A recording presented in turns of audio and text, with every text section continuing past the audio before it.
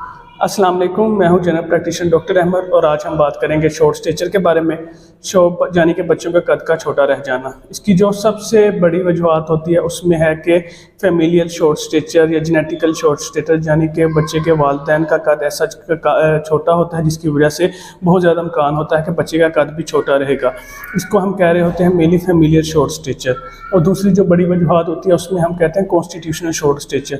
उसमें यह होता है कि एज सच कुछ उम्र तक बच्चों का कद छोटा होता है, लेकिन वो उसके बाद अपना कद निकालना शुरू कर देते हैं और प्रॉपर हाइट अचीव कर लेते हैं। इसको हम कॉन्स्टिट्यूशनल शॉर्ट स्टेचर कहते हैं। फीमेल में मेनली ये 9-10 साल की उम्र में और मेल में 11-12 साल की उम्र में वो का कद निकालना शुरू कर देते हैं और प्रॉपर हाइट अचीव कर लेते हैं।